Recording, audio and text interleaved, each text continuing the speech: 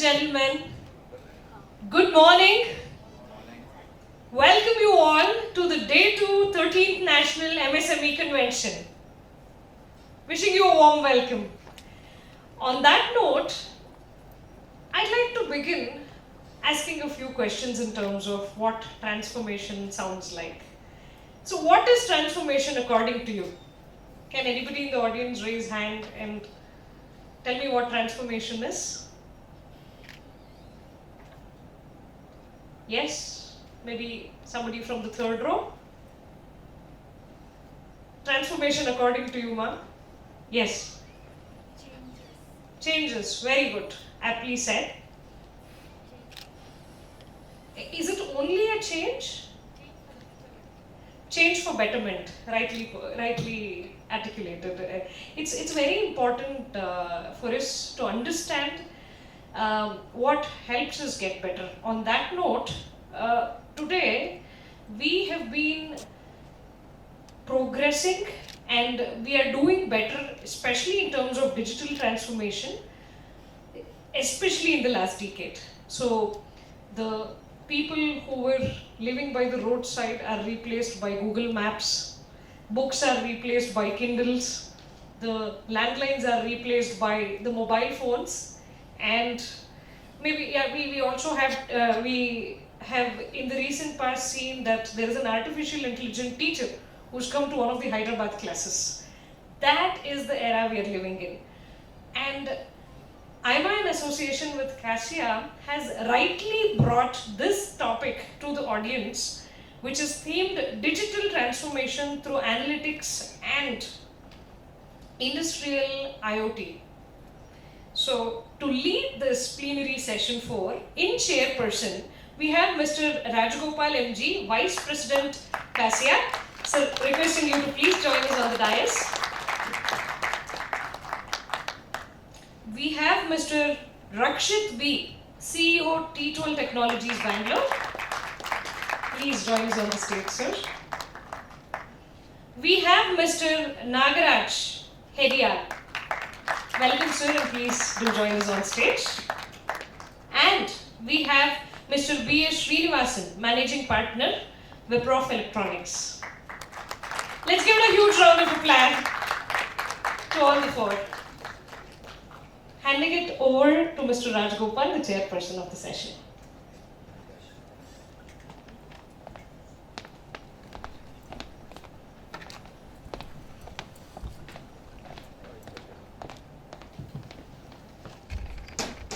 Through industrial IoT.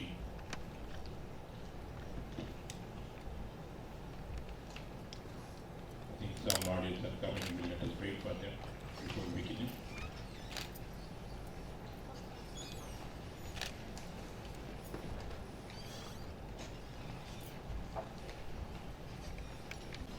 Audiences. Let us give a big hand to Thank you, sir. Let us clap.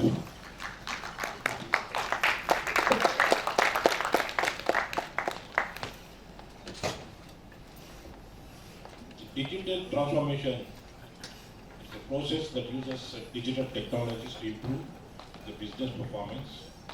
As you all are aware, the digital transformation is the rapid developments in the previous few years for all types of businesses, including right from agriculture to the trading, including industrial activities. Lot of changes are there in the activities. The digital transformation can also include using technologies like artificial intelligence, industrial IoT. That's a part of digital transformation. IoT is concerned with monitoring the condition and performance of process, equipment and machines. The IoT devices can analyze and monitor data in real time, offering valuable insights to inform decision and improve decision making. The industrial IoT systems are made up of a variety of devices like sensors, applications, and networking equipments. These devices work together to collect, monitor, and analyze the data industrial operations. The IoT systems includes gateway, local server, edge devices, sensors, wearables, asset tracking, smartphones, etc.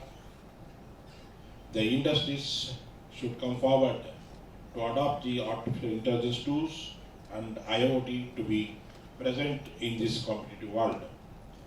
The benefits of digital transformation with IoT technology are improved efficiency and productivity, enhanced customer experience, increased revenue and cost savings,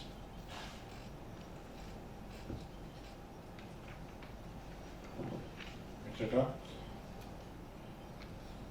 The manufacturing has been transformed by IoT.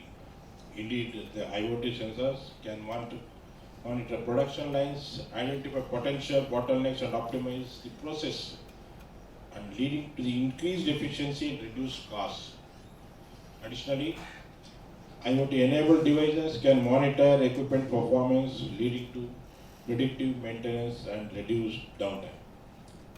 The main challenges of digital transformation of IoT technology is the security of IoT devices and data, the integration of multiple systems and technologies, and talent by workforce with necessary skills to implement and manage IoT technology.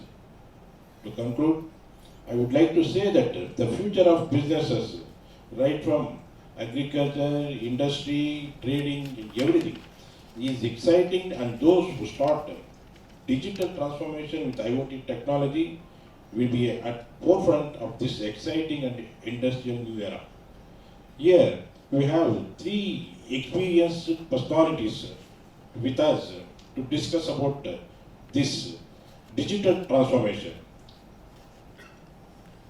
Mr. Rakshit, Mr. Nagaraj Adiyal, and B.S. Srinivasan.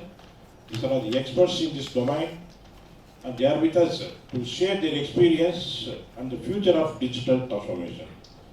I request my Sri Dikshit to say a few words with his opinion. Good morning to everyone first.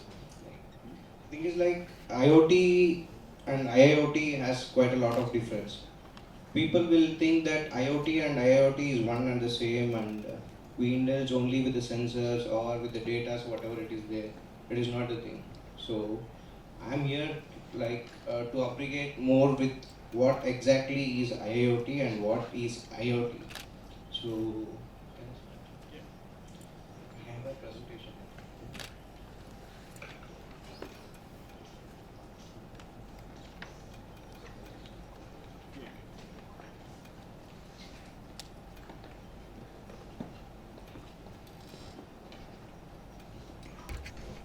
In IIoT, it is something like we deal more with the ruggedness of the system. Let's say that you have quite a lot of motors or the sensors, or just to say that you have a lot of practical implemented devices which will be operating at a very high voltage or a nominal voltage of 24 DC, AC voltage like that. I'm a bit into technical, so I will be discussing more with the technical things. The thing is like the IoT have a bridge between the physical, that is the analog devices, as well as the cloud. Let's say like you will be having a person who is sitting somewhere and who will be monitoring the data. So that is called as a cloud. So the best part what our generation is finding very easy is like we have a cheap data. That means the data is not cheap.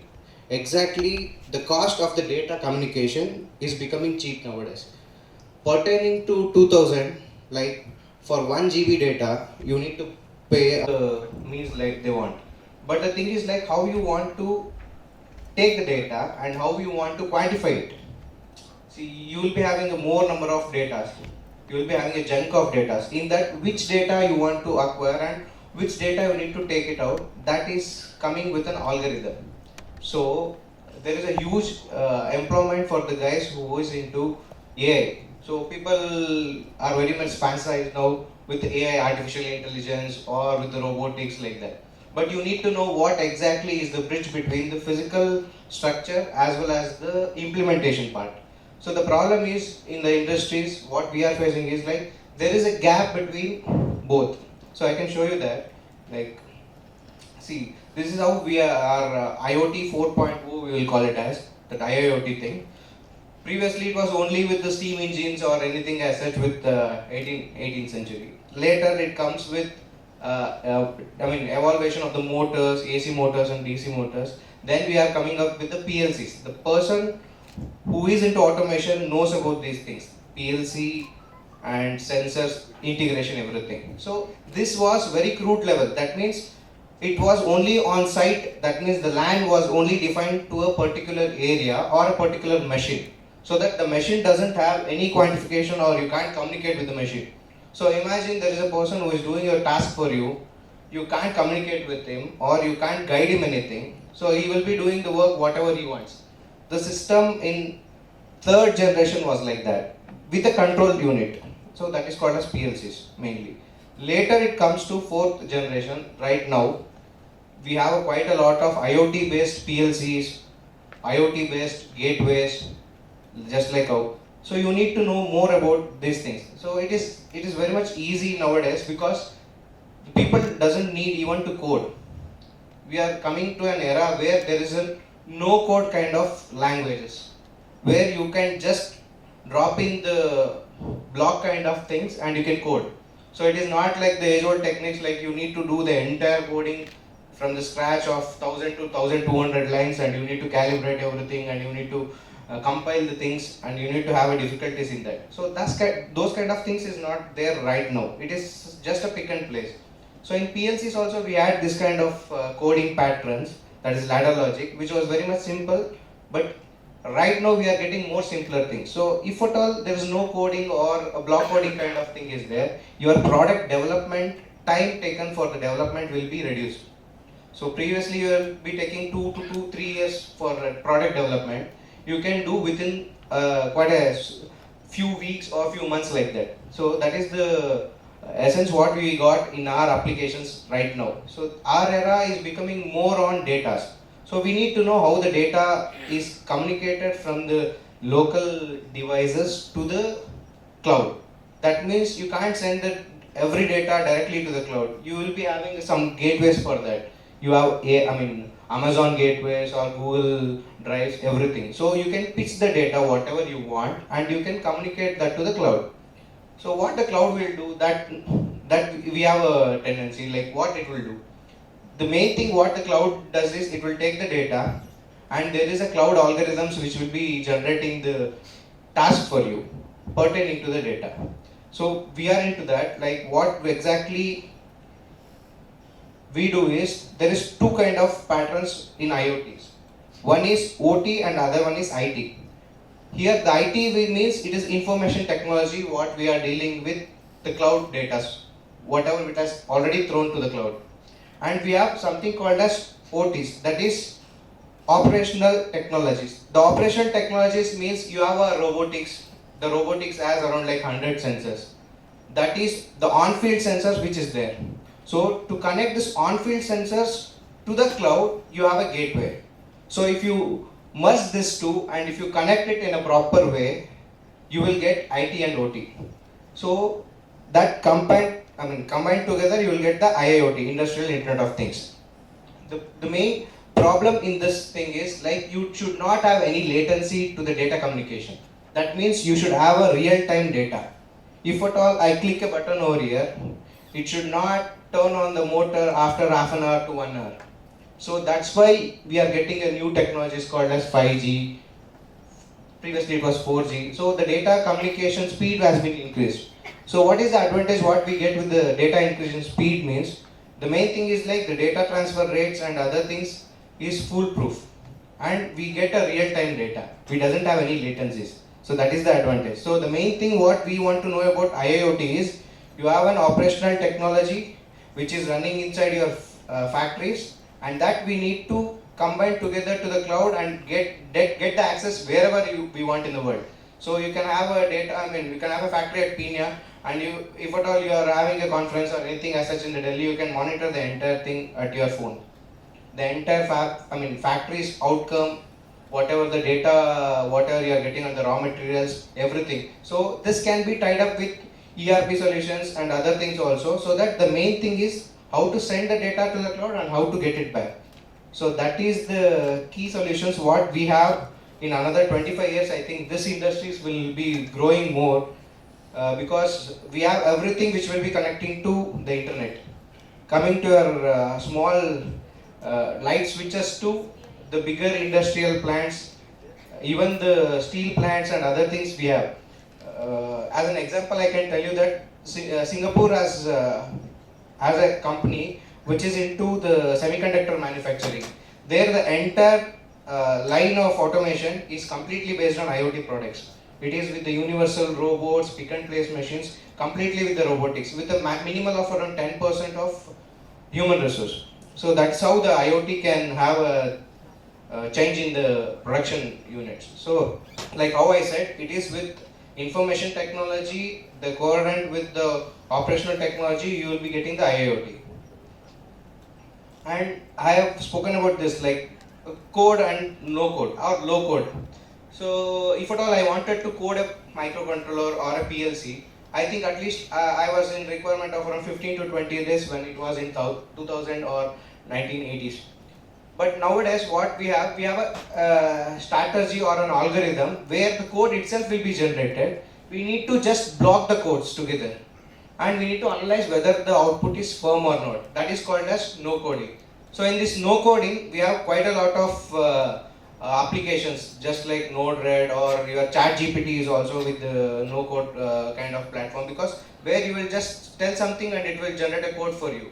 You just need to calibrate the code and fix it to your applications, whatever it is required. It is something like that. You doesn't want to breach in the code entire thing, because none of us know the entire language from A to B, how many words are there in the English, alphabet. We can't generate that. We can't know everything, each and every word.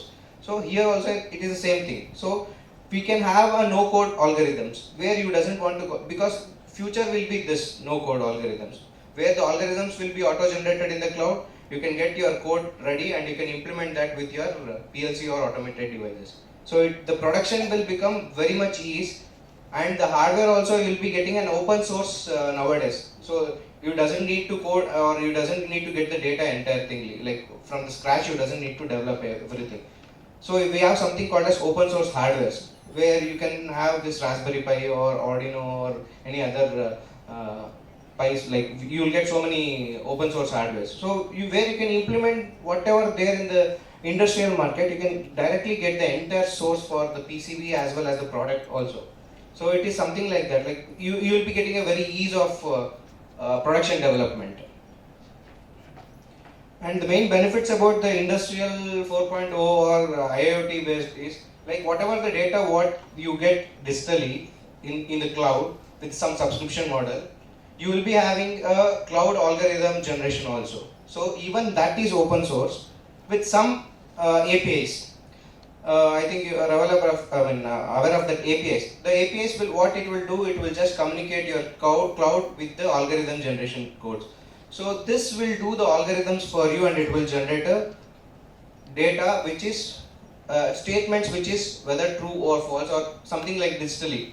Whether I need to turn on the machine or off the machine, that you will be having the data in your mobile that will be generated to the cloud. The cloud will give the instruction to your device. So this kind of algorithms is already being generated and you just need to link it up and you can have your own products. So the product development is not that difficult at this era.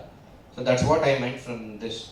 And the costing of the entire thing, since it is an open source, you can have the reduction in the design costing also. Because I think hardly around 60% of the equipments whatever we are getting in our electronics markets are open source. So you will be getting the data. The designing team doesn't have to loop in much to dig in for each and every chip level coding or anything as such, because since it is open source, we'll get the data at ease.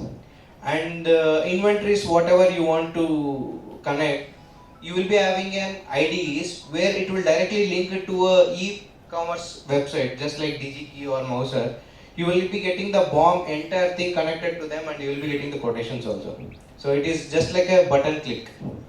And the uptime, like let's say that your device has some problem, it will go on fault. But when compared to the IoTs and AI, we will get to know, or we can predict that this is the product what I can achieve, productivity what I can achieve with this kind of equipments what I have. So it depends, like the uptime will be more because we have downtimes in our equipments in the manufacturing sector. So the uptime in IIoT production is more, and even the productivity we can increase because of less human errors. So the profit margins will also be high.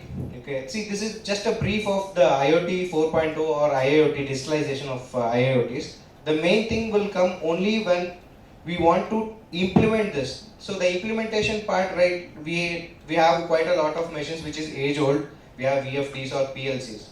So you can get the add-on cards right now. Like you can plug into the old system and you can connect that system to IIoT. So that is the simplified solutions whatever we are getting at the market right now. So we can utilize that and we can connect Internet of Things to your industries, and you can make that as a progressive thing. That means you have quite a lot of problem statements are there in our industries, but we can't achieve it 100%. At least you can achieve it 60% with IoT things. That means you will be getting the data or access everywhere, wherever you can go, because the data has been that cheap and we are getting the data to that lower cost. Even with the 5Gs or something which will be coming in the future generations also, the data breach and data securities will also play an important role. So even we have quite of job opportunities in data securities and data breaching also. So those kind of things are also there in the market. I think I have briefed with, that's all from my end.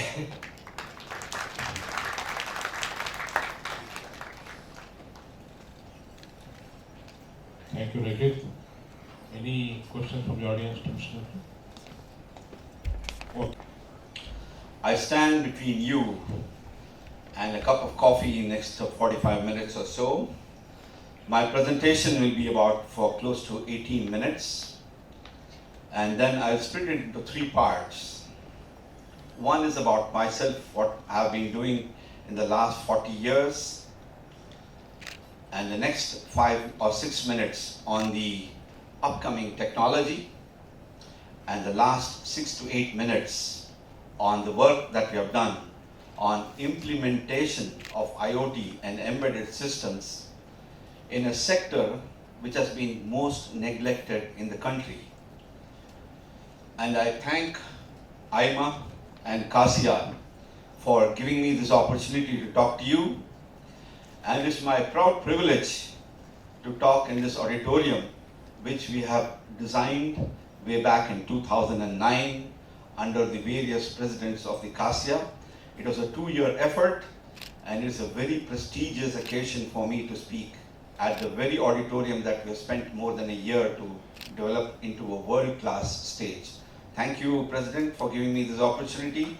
Thank you, General Secretary and Vice President and the team. I come from a very humble background. Why I'm telling you this information is important for all the students and the aspiring entrepreneurs, that anybody with an idea, and most of the MSMEs who are surviving today have a wonderful innovative idea that they have put forward to the market, and they have been successful in marketing their product. My childhood days were spent in the wartime. I was in Calcutta, Barrackpore. So we have seen 2 wars in very close proximity, 1965 and 1971. Why I need to mention is, when you are in a war-like situation, or in a kibbutz in Israel, where they have a war on a daily basis, that is where, the ideation starts. When you put a youngster or a 16 or 18-year-old student in the front line of the battle, he will think, how I can develop some new product, new innovation, which will help in safeguarding our country, safeguarding ourselves, and saving his life. So no wonder Israel is in the forefront of innovation in the world.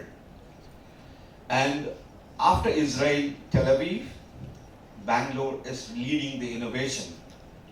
And my years of spending the time in Barrackpore, having seen the war in close quarters with absolutely no ration, because we were the whole city of Calcutta was invaded by 3 million Chakma refugees.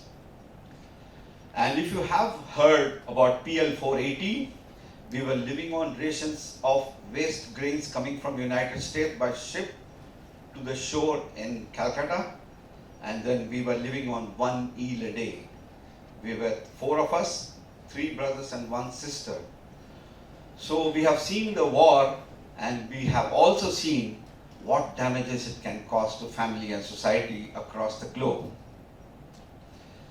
And when we have finished our education from Kendriya Vidyalaya Malleshwaram, and also from my graduate degree from National College Jayanagar, I thought instead of taking a job, I should start developing my ideas and starting my own industry. In the advent of 1980s, in the telecom revolution, we were given an opportunity. I must thank Indian telephone industry. They gave us one of the biggest opportunity of our life. They gave us a problem statement. Every solution starts with a problem statement, okay? A problem statement is what? You see the market, okay? You see what is the deficit there. We were importing Tamura dials from Japan at 450 rupees per unit. It had platinum contact, which Mr. Nagaraj in his, because he was in R&D, he will know it much better than me. I'm also a supplier to ITI from the last 40 years. So we were given a project, how to make it into a push button, import substitute in 1982, 83 and 84 at half the price that ITI was importing from Japan, okay? So we had a product that was 450 rupees, our target price was 225 rupees. So we managed to successfully develop it after 2 years of research work, and then we have sold more than 1 million units of those times to the telecom market. Even today they are working in many of the field units in the army, particularly in the forward areas of Dras, Kargil, Udhampur and all the bases in the northwest region of India. This is a brief background about my activity which I have been doing over the last 40 years. And the second activity what we have been doing is, in the technology side what's happening, just now you heard Rakshit told a very important point on industrial IoT. So all of us have got a fear that once IoT takes over, then my job is gone. Is it right? Is it right? What do you say? No? Okay, somebody said no. Actually, it is yes and no both put together. According to the McKinsey's report of 2019, Oliver Toynbee in his speech in Delhi, he says, by putting industrial IoT in the Indian economy, we can generate $100 billion in manufacturing contribution by 2030, and also we can add 150 million jobs. Have you heard me correct? 150 million jobs. But are you students ready for that? I don't think so, because you are spending a lot of time on social activities, social media, and you are not doing your studies very, very well. So I request all the students, all the entrepreneurs to cut your time on social media by at least 2 hours a day and concentrate on reading the newspaper, reading the book of your choice. And by the time I end my speech, I will tell you 2 books to read, which will change your life, okay? So second point is how this IoT can give you 150 million jobs, because you need to have something called AI in everything. It is intelligent assist, intelligent operation algorithm. So you can use AI in various activities to help you gain more and more knowledge in the coming days, okay? So this is part of the technology, so where we are going. And the final thing he was telling is that no code and low code, okay?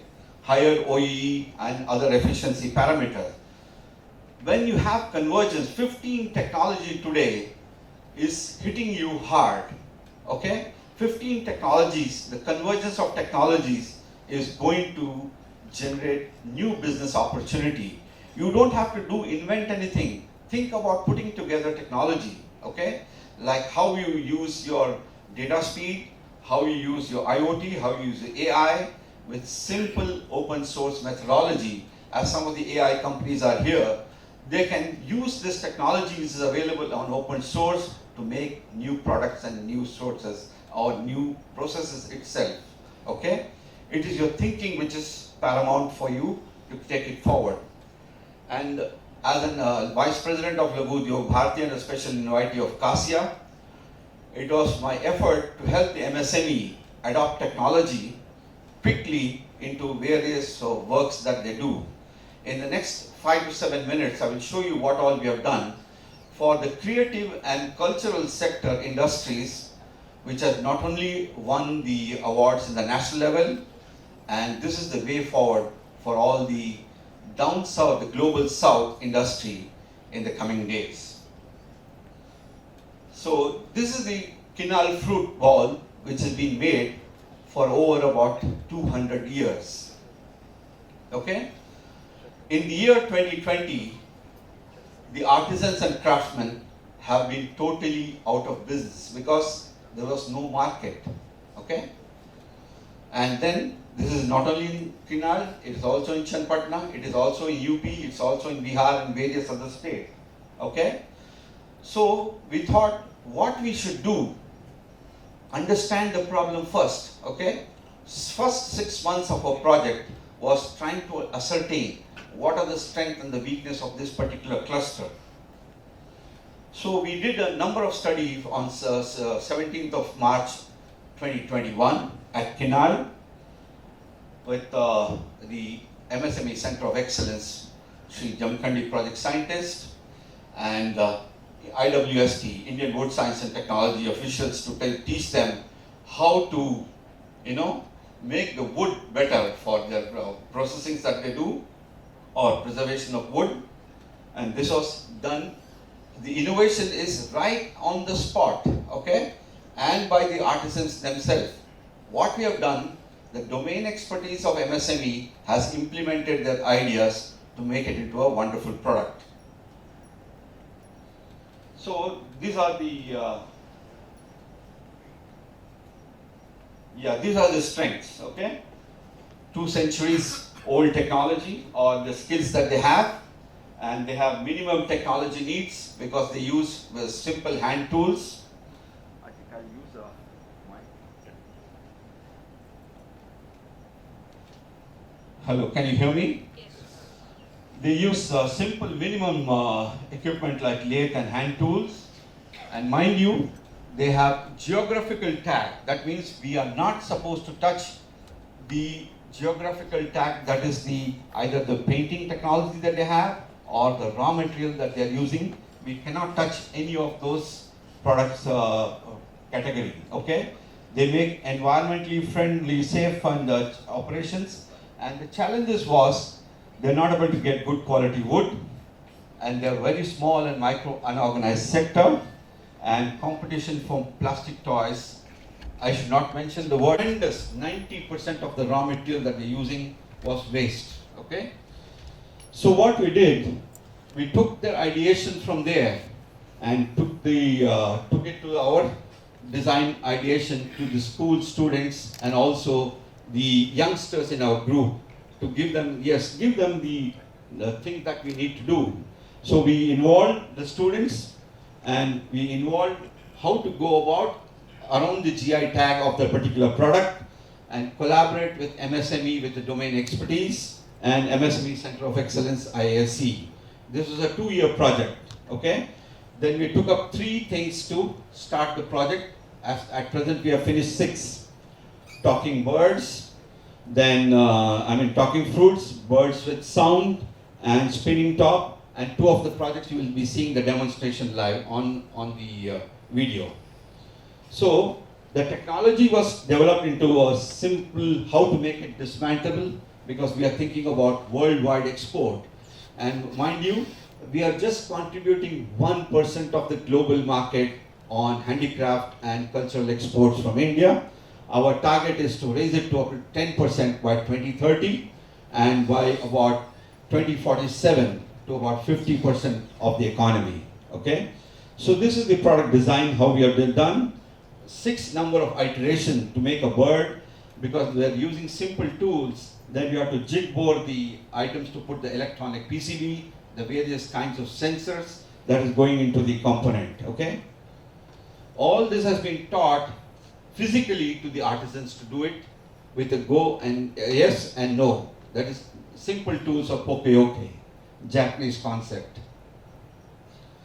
This was how the design was made for the national bird peacock, and which has received the Indian award last month. And this was for the talking fruit, how the base has to be, where the IoT device will be, and what type of connectors they have for the solution, the charging the battery, because most of the rural location where the education institutions are there, they will not be having no power at all, even for the education of these children. So this can work on its own battery pack.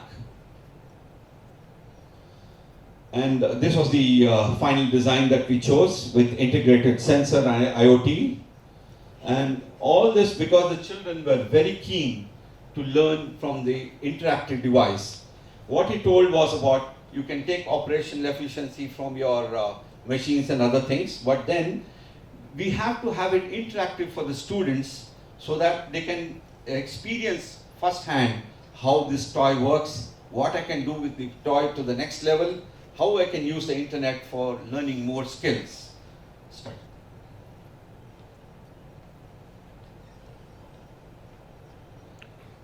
About a minute each video, you can have a look at how the bird comes alive. All these are handcrafted and made in Chanpatna and Kinnaul. That is my beautiful tail. I am a peacock. I am normally referred to as the Indian peafowl, native to the Indian subcontinent. I am also the national bird of India. This is my call.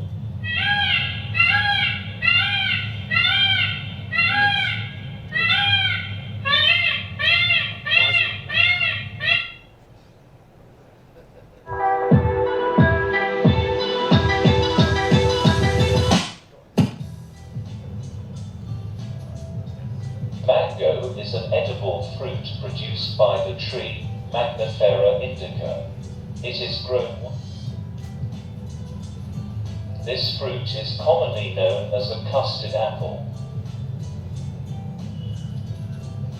This is an apple. It is an edible fruit produced by an apple. So you heard and saw the product, how it is made. So this has been taught to them and how they can make new products and ideas in their own wooden toy sector. Okay? And then this is, and there are about more than 1,000 kinds of items where you can make storytelling for the students, and whether it is Ramayana, Mahabharata, or whatever characters you want, you can make them all, make them talk. And this is the kind of machineries that they use. And whenever we go to a unit to study what is their application, we take a cross-functional team.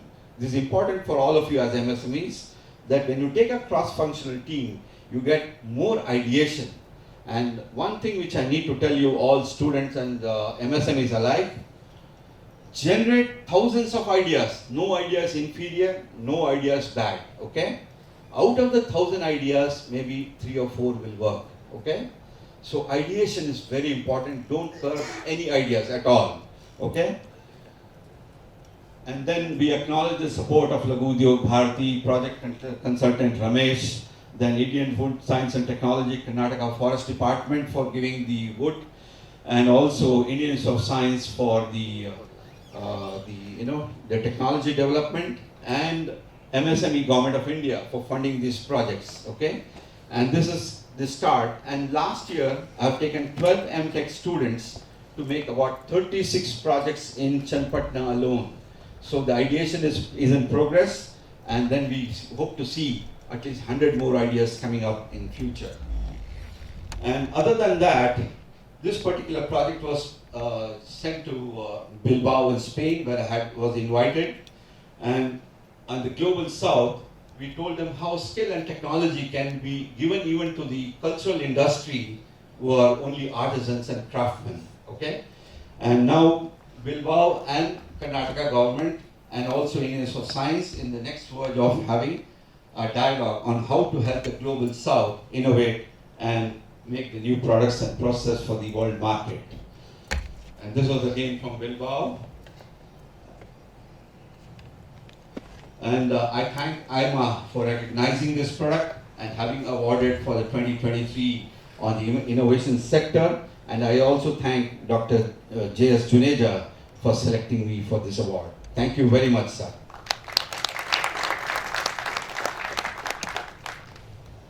And we also have an India manufacturing show where we give MSME a platform to innovate and showcase their products at the India manufacturing show, which was held in 2023.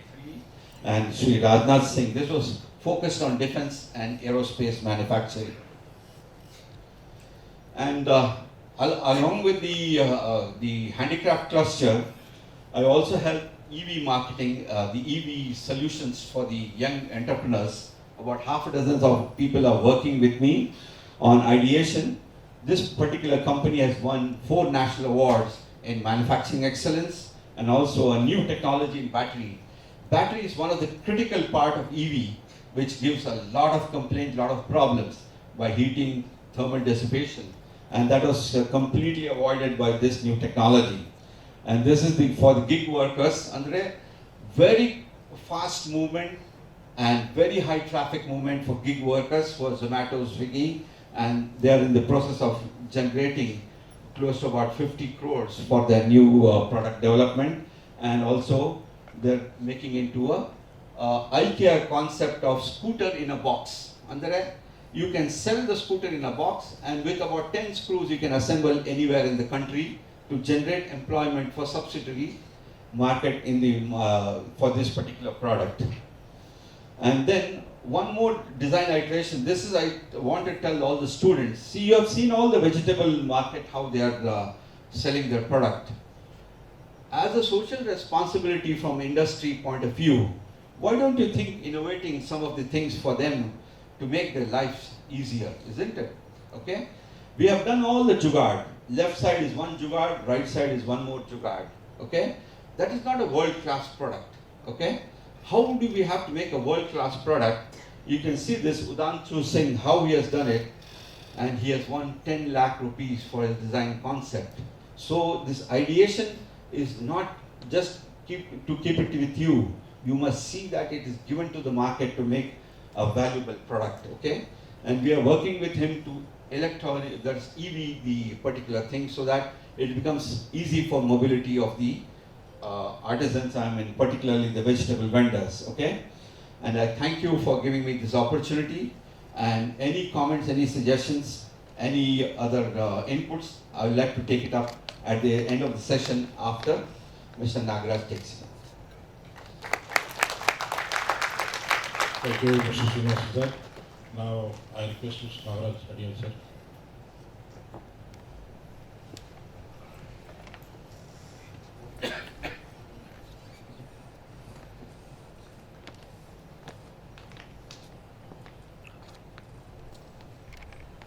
ನಮಸ್ಕಾರ ಕೇಳಿಸ್ತಾ ಇದೆಯಲ್ಲ ಎಲ್ರಿಗೂ okay good morning everybody okay the topic seems to be same right the topic what mister Rakshit spoke right but it is slightly different what the content that talks about.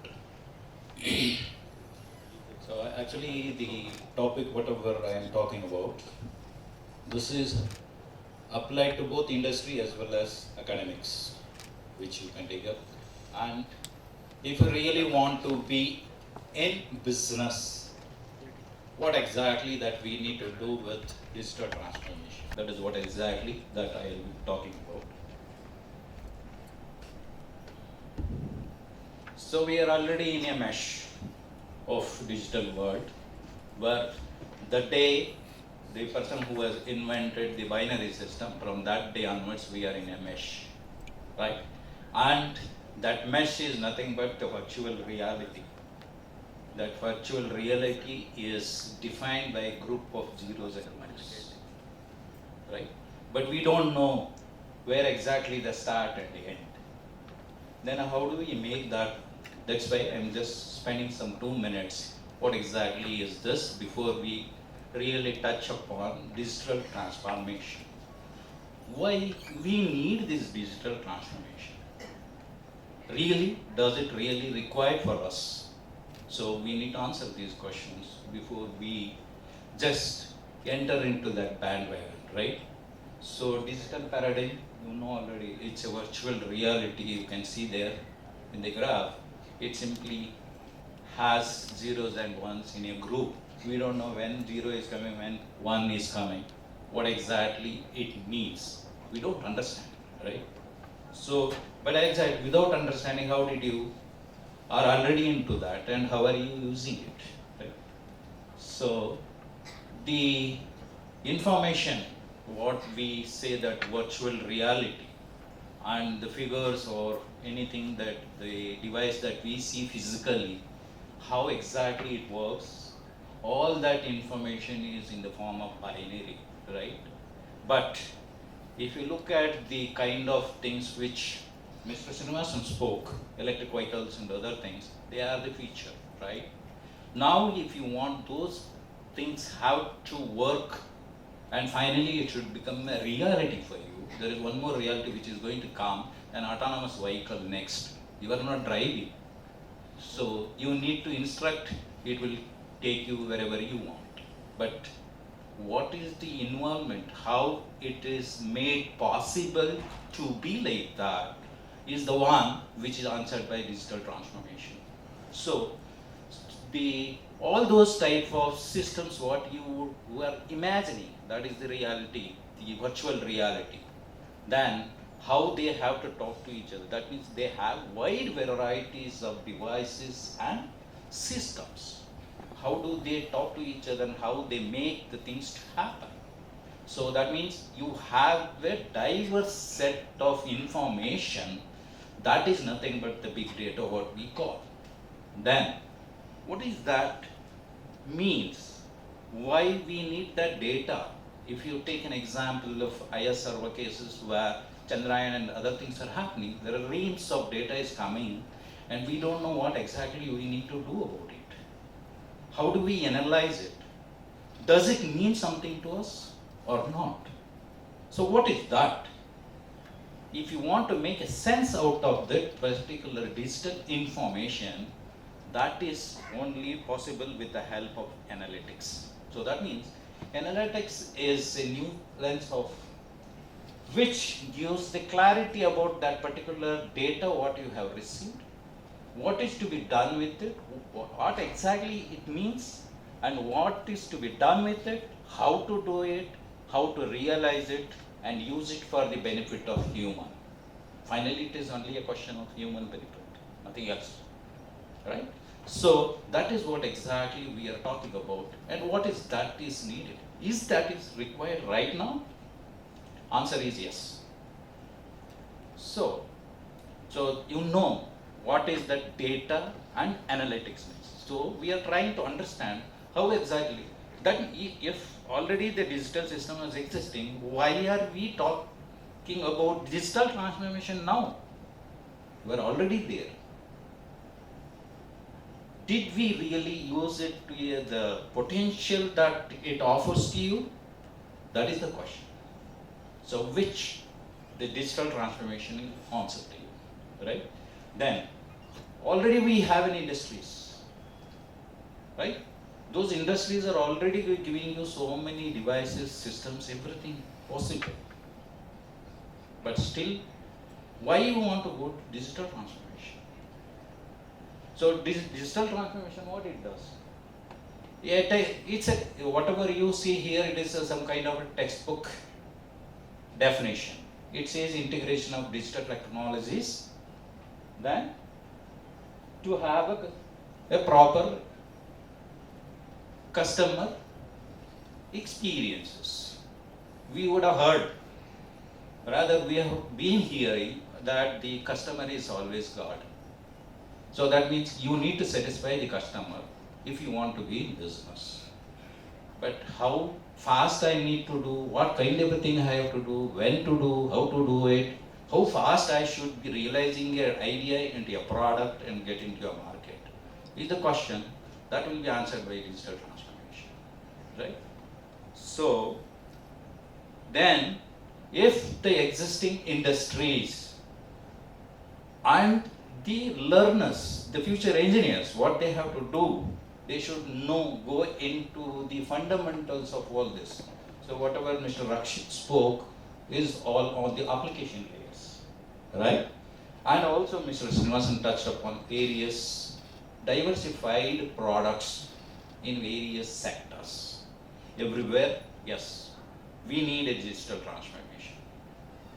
So the digital transformation will help you to go higher. Why digital transformation is required? I hope you are here. Am I audible? Yes. Yeah. So the first thing is we have to go in a different way. It goes from bottom to top, not from top to bottom, right? Okay. The version, first thing is about the customer experience, whether he says about what is his opinion about your product, what you have brought to the market. Does he say that it is excellent? If he says excellent, on what basis? Is it based on its features? Is it based on the cost? What else? So, if he says it is inferior, it is not good, it is not durable, then also it comes with attributes. What are those attributes? How those attributes are realized in the form of digital information, and how it makes sense for you and what sense you have to make out of it to satisfy a customer. That is answered by digital transformation. And it is done automatically. There is no human intervention here. There is no more human intervention. The devices, what Mr. Rakshit spoke, they will sense all these information, analyze it, take the decision then and there itself on real time. So there is no question of human intervention in this. So what does it mean? It means the moment you talk about the big industries, they have various departments. When the problem is there, if it is not automated, everybody has to come together, meet, discuss, and then there will be a friction. These kinds of frictions are not there in this. So it avoids the friction, reduces this friction, but it strives hard to solve all the problems, whatever is involved, based on the customer experience. So if it is automated and properly instructed it to do it, how you have instructed it, it is also another technology, which is nothing but whatever your human brain is thinking about, or the way it analyzes, the same intelligence is built into the devices. That is nothing but an artificial intelligence. So which helps you to increase the productivity, because the moment you come across a problem, everybody will be called, then they have to sit together, decide, see how much time you have wasted. That time management is very necessary, which will be taken care of by the digital transformation. So it increases the productivity. The moment it increases the productivity, you are no longer a loss-making system, you become a profitable system. That's why we need digital transformation. Right? Then, what exactly drives this digital transformation? First thing is the innovation. You can't be in the age-old things. So you need to look into the new kinds of devices. That means creation is the another invention.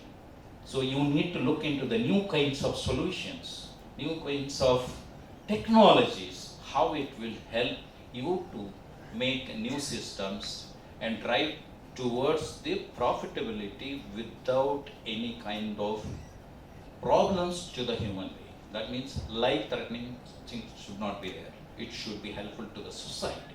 That way it should. So you need, then, if at all those things have to be realized, you can't be in a old systems. Like earlier we had, Mr. Srinivasan was talking about the old age systems and devices. Earlier we had only desktops, then came the laptops, then now whatever the laptop is doing, only your mobiles are doing now, right? Every information, everything whatever you can do in laptop, the same thing can be done even with your palm-top devices, right? So that means there is a migration. You need to migrate from the old legacy products, just remove them. Is it possible to upgrade them? How best I can upgrade them? Is there a benefit if I do it, the upgradation, or should I go with a new one? That is it is a corporate decision, okay? But migration is necessary. Then, now, if I want to be relevant, see, the current trend is, now earlier we had a banking sector. Everybody used to go to their branches and stand in a queue for a longer time. Now, is it the case? No. Now, you have a Google Pay, right? So you have so many kinds of payment gateways, apps, which can be used, and you can sit anywhere, or wherever you are, you can just transfer or receive the money. So that means a question of using the checks, question of going and standing in queues, spending time over there, all that is avoided. That is, whether it is relevant. Yes, today's world, it is relevant. So that means you need to be relevant, and that migration is necessary. Is that invention is okay for us? That you need to decide which will drive this digital transformation. Then, just because something is available, I can't be in business. If somebody brings the mobile, another company will also bring mobile. Is it really required? Answer is yes or no. Both are correct. But only thing is, the choice is with the customer. Finally, it becomes the customer, right? His experience with those devices will drives his business. So that means, that is why people are very, very competitive in them, to be relevant, and also by migration, and also be innovative. So these things are the fundamental things which will drive the digital transformation. Then what are the elements of digital transformation? If you look at it, first thing is customer experience. Without his experience, if he is not accepting any product of yours, that means you are nowhere in a business. So the first and foremost is the customer experience, whether he says your product is excellent, inferior, good, bad, whatever the kind of thing he attributes, that attribute you need to carefully study and take a corrective measures. That needs to be done. Then, operational agility. If somebody wants, see, earlier we had some kind of the different devices which we could do it with manual soldering. But nowadays, if you look at the form factor of the devices which are available in the size of buttons, where millions of gates are there, which technology is known as field programmable gate arrays. And if you look at the pins itself, you can't see. So if I have to assemble that manually, it is not possible. With bare eyes, you can't even look at those pins. So that is why there is something known as SMT line, pick and place. Mr. Rakshit was touched upon that. So such migrations you need to do. You can't go with the legacy systems. Therefore, agility, you need to look into the operational conditions. That agility is also another factor which also decides on digital transformation. Then culture and leadership. You can't say that, no, I don't want to use mobile. No, I am happy with my old telephone. But now it is not so. Can you carry the telephone in your pocket? No. If you want to go and call earlier we used to run back to your house and then call. Now it is not so. That means time is playing a role here, right? How do I make that? In a business we say, always quote, time is money, money is time. How realistic it is, how we respect this time is the question that you need to answer by yourself, right? So to be relevant, to be in business, cultural change is very much required. Mr. Srinivasan told you all that we spend a lot of time on social activities, right? Yes, really it is killing the time, it is wasting the time, unless until it really helps you. What you need to do, all these creations, digital transformation we talk about various systems and all that, but all things are created by our own self, right? So we need to decide which one is correct, which one is required at this point of a time. Should I respect that or not? That is in your hand, right? As a student, the future lies with you. You decide whether you want to be in this race or how you want to shape up your career. That is the thing. So culture and leadership. This culture and leadership is the big area. Okay, it all boils down to the management of the company who are running it. Okay, it is a corporate decision. As a student, it is not. As a corporate, for industry people, yes. Because it involves money. That is why. So culture and leadership, one should be ready to accept the changes, do the radical changes, bring in the radical changes in the activities, handling people and handling the technologies, adapting particular technology and deciding upon which technology to be useful for his particular sector of work. That is a corporate level. So that is also a requirement. The another factor, that's only some 3-4. Okay, workforce enablement. See, without proper training, without skill development, it is not possible to adapt to any kind of technologies here. Unless until your skills are, it doesn't mean that nobody has a skill. Everybody has a skill that needs to be polished.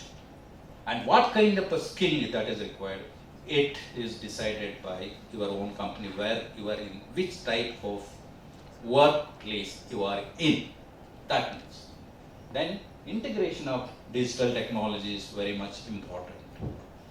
That is why you need to look into these elements when we think about or when we talk about digital transformation, whether it is industry and academics. In academics, we have a set of curriculum already set that needs to be radically changed to adapt to these new technologies. So that changes needs to be brought by kindling, and it is only possible through students. Students have to talk to their professors and ask for new technology developments, how it can be done, how it has to collaboratively work with industry so that it becomes useful. Okay. Then the Internet of Things is the one what we talk about, right? This Internet of Things, that means it is Internet of Things. Things could be anything. It is need not be only human, right? Any device that you take, example, you may be having a mouse, you may be having electrical appliances, what not, all. But they are going to be smart enough. And if they have to talk, I made a statement where the devices are going to collect the data, analyze, and take a decision there itself. You are not waiting for the human to come and say, okay, you go ahead with this. No. So if that has to happen, he has to convey to his partner, right? To convey to that, he uses a gateway, that is through an internet. He need not be with him only. He need not be beside to him. He can be anywhere else. Okay, I can give you an example where right now, how many of you get the electricity bill to your house? Right now it is there everywhere, right? But from 2025 onwards, it won't be there at all. I can give you a guarantee. Because now there is something known as wireless smart meters which are coming in, where now your load, whatever is given to a particular house or an industry is fixed, but next time it won't be. From 2025 onwards, it won't be a fixed amount of power that you are getting, nothing like that. It is also be regulated through what I am saying, that the smart meter, where you will be benefited with not only tariff, also wherever the power is wasting, that power will be used by elsewhere, which will be regulated and transferred to other place wherever it is not required. That kind of a facilities from 2025 onwards it is going to come in. And the same way, from 2025 and by 2030, you are not going to drive vehicles by yourself, all will be driven by themselves and they will be battery operated, maybe other type of technology may come to replace the battery, that is there, but no fossil fuel vehicles. Already the India has already taken a point, actually they told it is from 2025 onwards, in a phased manner they are going to remove all these vehicles, fossil fuel based vehicles, okay? So in that places, vehicles are having the plenty of information to carry.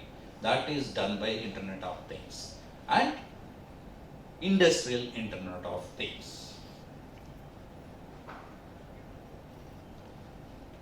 So what are the trends that you are going to see? Where exactly, as a student, whether do I have a future or not? Somebody said no, about the whether we are going to lose the job opportunities, right? Answer is both yes, no. That's what he said, right? What do you say? No.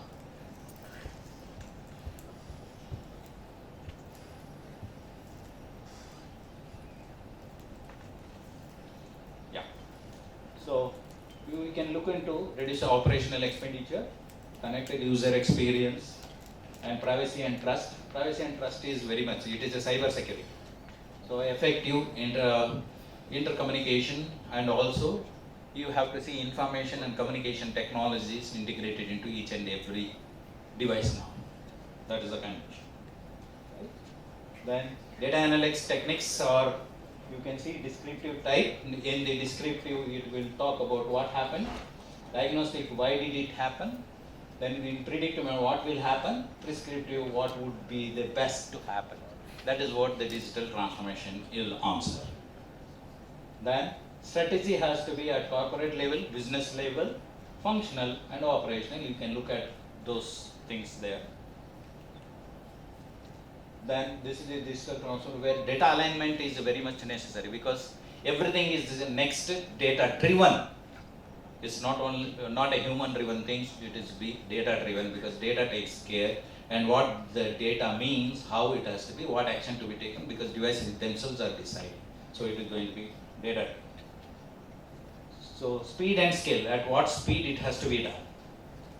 So if human does, definitely it takes a lot of time. So if the system does, yes, it's going to be more faster. But you need to create an ecosystem between the various companies, because only one company cannot have all the facilities. So it is an ecosystem where everybody has to come together. So in executive summary, I would say, according to Industry 4.0 or 0, you are not, it is imperative to go with digital transformation. Thank you. Any questions are there? Yeah. I would like to take it up. I hope my presentation was totally different from his thing. We'll have some questions from the audience. The time is also running out. Let us know. If anyone has any questions? Yeah.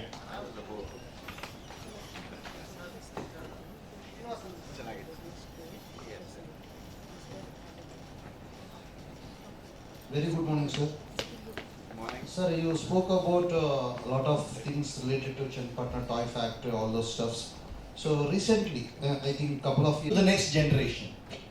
So you said about a lot of things like we have resources, all those things, but still the knowledge transfer is not happening from the existing people.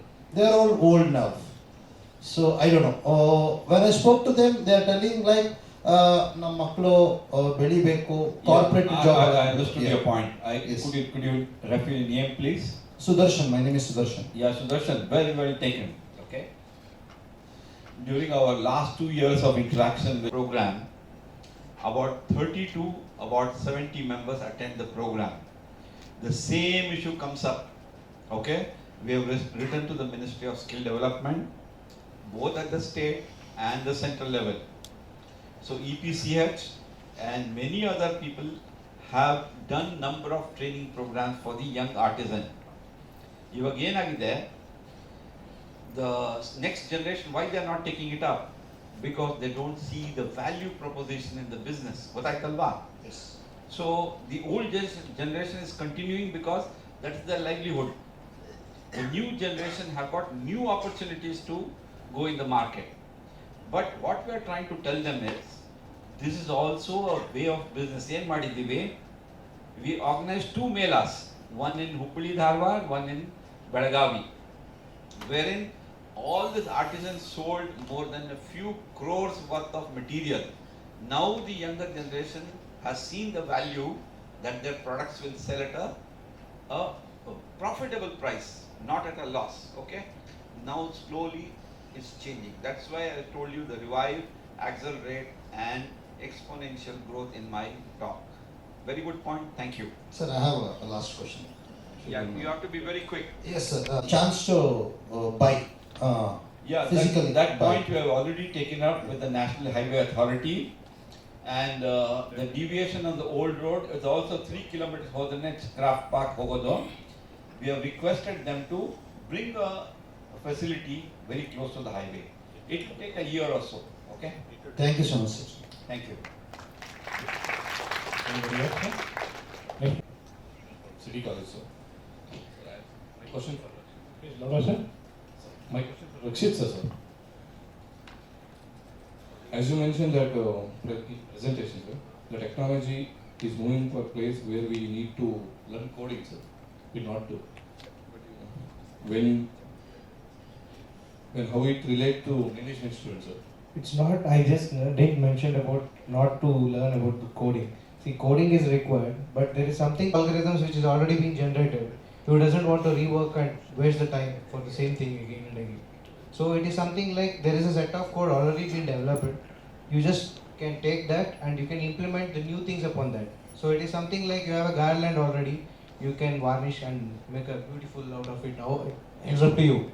You have a set of algorithms already. That is called as open source. Now the era is all about the open source, because see, nobody is keeping the market close and nobody is having the technology IPS only for themselves. Even the IPS, they are making it open source. So you will get all the open source devices, and even the software is also something, it is open source. So the open source is the market. Open source means everything is open to you. You can expand it and you can invent and you can do whatever you want. It is having some clause in the open source also. It is up to the terms what they have specified, and you can read upon their clause and you can do quite a lot of things. It doesn't mean that you doesn't want to learn the coding. It is something like you have a block coding, you need to know about the languages and you can build upon that. You doesn't want to take an entire risk. Risk will be taken by, shared by somebody like us or some others who is doing the things. You can put it into GitHub or anything as such. I think you are aware of that.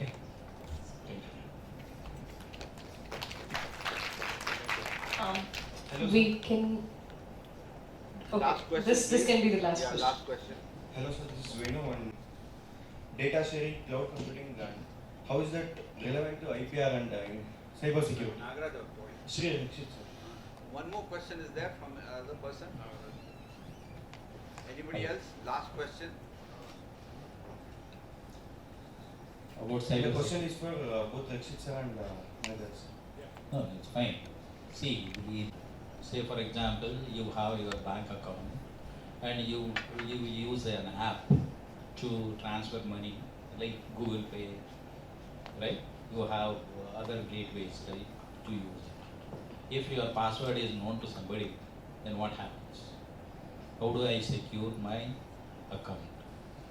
So the data, what you are seeing is, it is openly available in the air. Whether it is secured or not, it is secondary.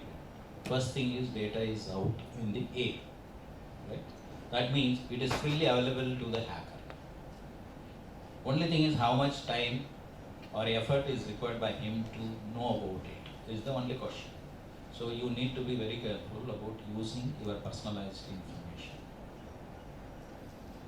So that is why Cyber security plays a very important role in securing your information, including your personal information, not only the passwords or anything, even your personal information like your names, account number, everything. Is that answers your question? Can I add on for that? See, the encryptions will be there for each and every data what you throw into the cloud. It is not like it will directly go over there and it will sit. It will be encrypted and then only it will sit into the cloud. So the time and the period of encryptions, whatever you have, that means the stages of encryption I'm speaking about. So it will be more. Like how you hack, the encryptions will be more upon that. It is not like one type of encryption, it has levels of encryptions. Thank you. I hope your question is concluded. You concluded? No, sir. Yeah, tell. Fast. And to Nagaraj, sir.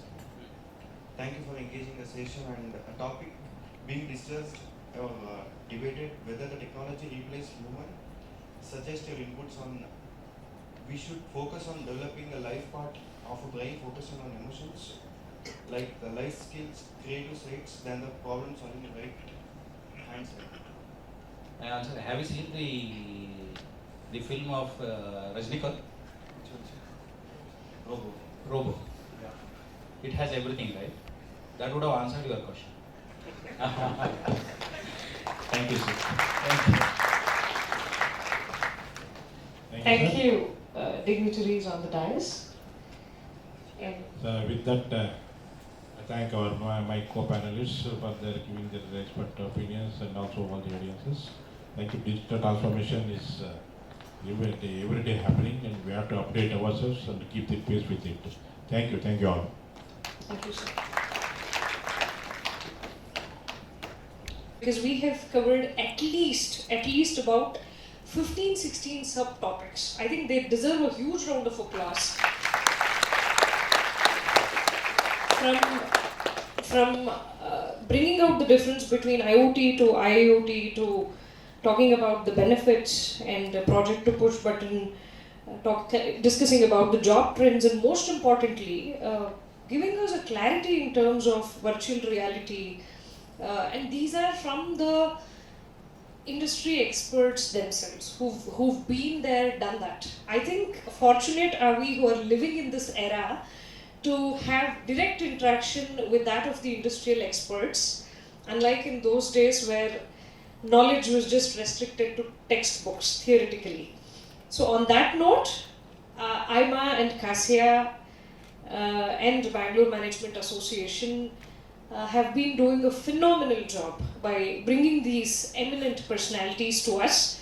With that, I thank you all once again for giving your inputs to the students. We started off with thin crowd, but half the auditorium is full. It's very important for us to make the best of it, because we cannot have these. Mr. Rajgopal, Vice President Kassia, to felicitate the three speakers that we have in the session. Can I also call upon Nidhi to assist Rajgopal in that? Also calling Mr. Adam from Citigroup to help us with the. Can we also have Mr. Nagraj, Honorary Secretary, requesting you to please be on stage, sir. Also, Dr. Juneja, sir, please join us on the stage. Yes.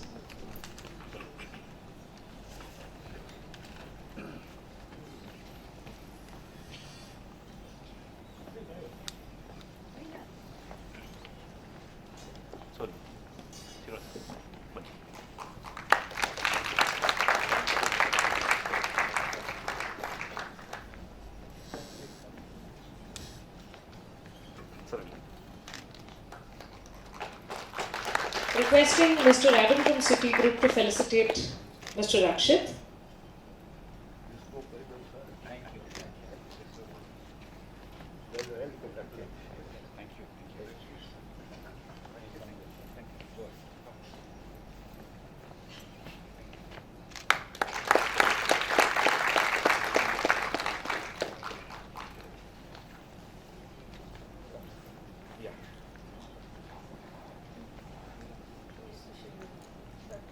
So the next session is a very interesting one. The theme for the next session is Women Entrepreneurial Success Stories. So to make the best of it, requesting all of you to break for just about 10-15 minutes networking, and in case you have any questions left, you will have the... If you permit me to say, Mr. Chairman, Mr. Srinivasan has been given an award by IMA, which you were mentioned. Whenever the president earlier of IMA, I suggested to IMA Council that we have a JRD Tata Award, we have a award for Lifetime Achievement Award, and we have Time Public Service Award. But why don't we have an award for SMEs? So it is in that context, the IMA decided eventually as the council to create a award for micro, small enterprises in terms of creativity innovation. So we invite applications, IMA, from the industry, and all those people who are come for the award. I don't give the award. It is the jury of the award committee, which is chaired by no other person, eminent person than Mr. Prithvi Sinha, who was Central Vigilance Commissioner. And there's high power duty, including Dr. Arora is there on the jury. They select person, and there were a lot of high level competition. And in that, Mr. Srinivasan got the award at that time.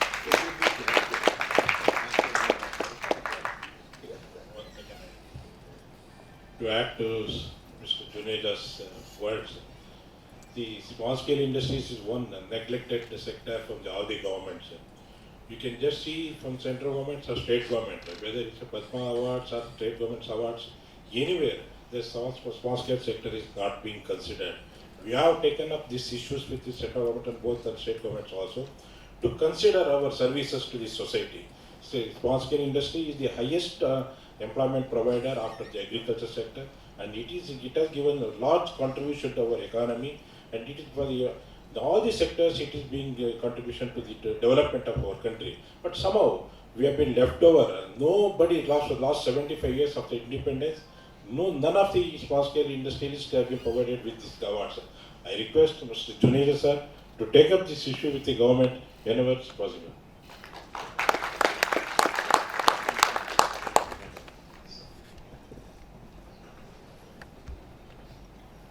Thank you. And we are now breaking for a quick 10-15 minutes. You will have the speakers and the panelists available during the networking break. Any further questions can be taken there. And let's come back in about 10-15 minutes, for we shall have a very enthralling session.